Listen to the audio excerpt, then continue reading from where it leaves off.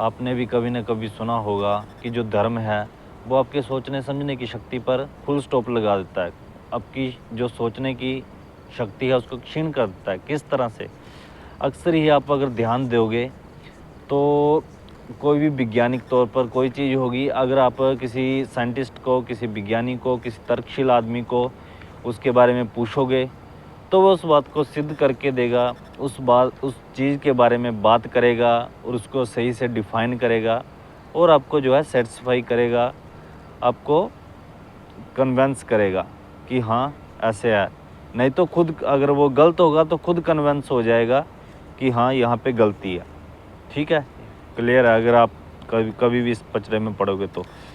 और दूसरी तरफ किसी भी धार्मिक व्यक्ति को अगर कहीं जलसा चल रहा है, कोई धार्मिक गुरु, कोई मौलवी, कोई कुछ अगर आपको सिखा रहा है कि ये बात ऐसे है, तो आपका वहीं पर आपकी बुद्धि पे फुल स्टॉप लग जाएगा कि तुम दोबारा पूछ नहीं पाओगे कि ये बात ऐसे है तो कैसे है।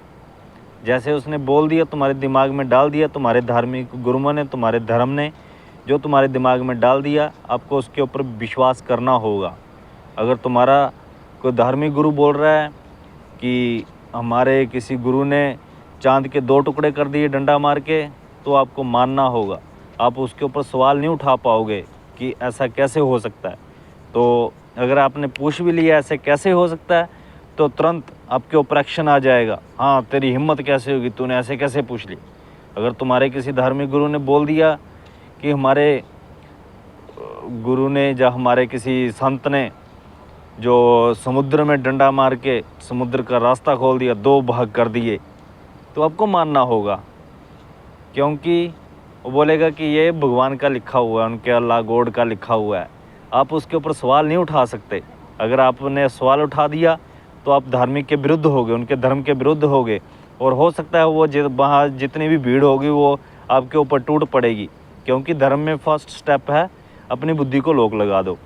दूसरी तरफ अगर कोई भी आपका धर्म गुरु, आपका धर्म ग्रंथ, आपका कोई भी गुरु बोलेगा कि हमारे किसी देवी देवता ने सूरज को निकल लिया, पृथ्वी को फेंक दिया, पृथ्वी को डुबो दिया, तो आपको उसके ऊपर भरोसा करना होगा।